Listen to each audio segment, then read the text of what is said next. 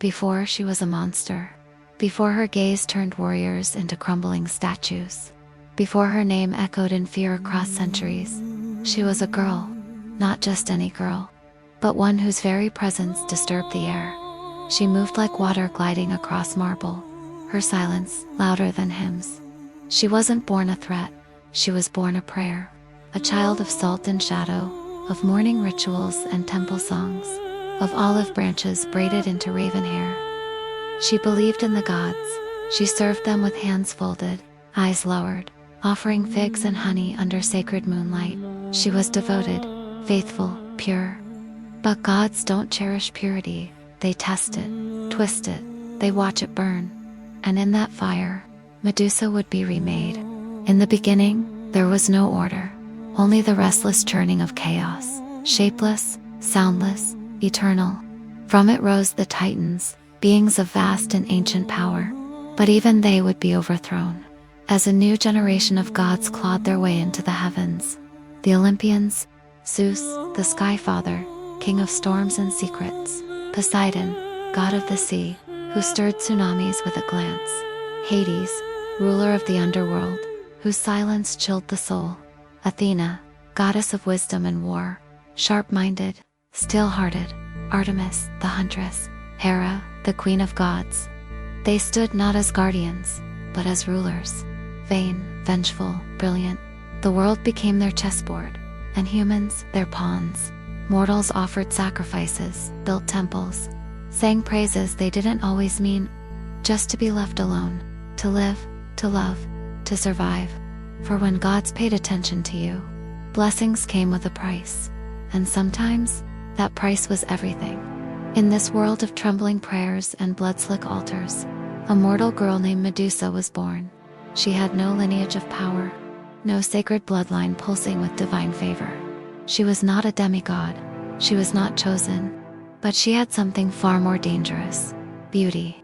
Not the kind poets write with ink and longing, not the kind sculptors capture in marble. No, Medusa's beauty was alive. It breathed when she did. It stirred desire and dread. It stopped men mid-prayer. It made gods look, and when gods look, they do not ask, they take. Poseidon, the earth-shaker, the sea king, lord of the tide and the deep. He had oceans to rule, monsters to command, cities to drown with the flick of his hand, and yet, his gaze fell upon a girl, Medusa. She did not seek his attention, she did not beckon, but her existence alone was an invitation to gods who saw beauty as conquest. She was a priestess of Athena, sworn to chastity, a life of service, her soul folded in reverence like sacred cloth. She cleaned the altars, lit the oil lamps, whispered prayers as the stars blinked above the marble columns. And one night, as the sea roared with restless hunger, Poseidon came. He entered the temple not as a god, but as a storm disguised as a man. There were no witnesses, only flickering torches, and silence. Shattered like stained glass, he did not speak, he did not wait, he claimed, and when he left, he took nothing with him, except her voice. The temple was desecrated. The air smelled of sea salt and betrayal. Medusa, trembling beneath Athena's statue, waited for mercy, for understanding, for her goddess to hold her. But gods are not mothers, they do not cradle, they condemn. Athena did not punish Poseidon, she never could. One does not shame kings of Olympus. So she punished the girl, the one who bled, in front of the stone walls she once prayed to. Medusa watched her reflection twist, hair turning to serpents, hissing with rage not her own, skin graying, eyes glowing with divine fury, her face becoming a weapon. Athena spoke not with sorrow, but with decree. Let any man who dares to look upon you never see again. What they called protection was exile.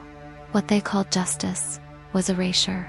And thus, a victim became a warning, a cursed sigil in human form. She fled to a forgotten island where the winds screamed her name, where the sea struck rocks like fists. Her only companions, statues that once were men, and the snakes, coiled, protective, whispering in her ear. They came for her, warriors, glory seekers, fools with swords and stories. None of them asked who she was, only what she had become, and when they fell, She did not rejoice. She mourned, because she never wanted to be a legend. She just wanted to be left alone. But history rewrites the wounded, turns grief into danger, turns women into monsters. And so, the world whispered, beware the Gorgon. Never. Remember the girl. Not in days, but in losses. She stopped counting the faces, the men frozen in fear, the statues that crumbled when she wept too close. Her sisters, Steno and Euryale, immortal, untouched by tragedy, offered little comfort. Their pain did not match hers. She built no home, no fire, no dreams. She learned to braid the snakes, to speak to them.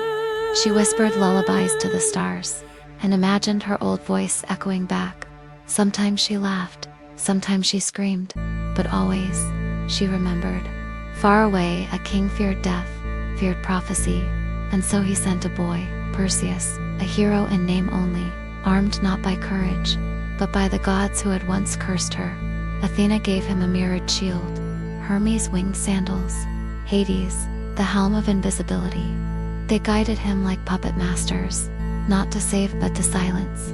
Perseus flew to the island, crept through shadows, avoided her eyes, avoided her soul. He saw not a woman, not even a monster, only a prize. And when he struck, he did not tremble. The blades sang, the snakes screamed, and Medusa, finally, was silent. But death did not erase her from her blood. Pegasus soared into the sky, a winged horse born from pain. From her severed neck, Chrysaor emerged, a golden warrior. Even in death, she gave birth to myth, and her head, still glowing, still deadly, was taken, not buried, not honored, displayed as a trophy, a weapon, a warning. They placed her face on shields, wore her image in war, not to mock her, but to borrow her terror, to own what they once feared. Athena herself placed Medusa's head upon her aegis. The goddess who cursed her now sought her power. Centuries passed, empires crumbled, yet her face remained, on flags, in sculpture, in ink and protest. She became more than myth.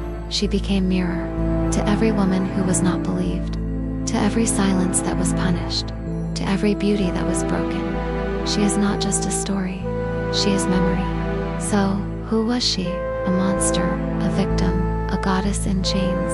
No, she was power, power that could not be tamed, that could not be owned, that would not fade. They took her body, but not her myth. They buried her truth, but she rose in symbols. She became legend. She became protection. She became us. She is not gone. She is not cursed. She is not yours. She is Medusa. If her story stirred something inside you, don't let it fade. Share it, speak it, carry it like a blade wrapped in silk. Let Medusa be known, not just for her curse, but for her resistance.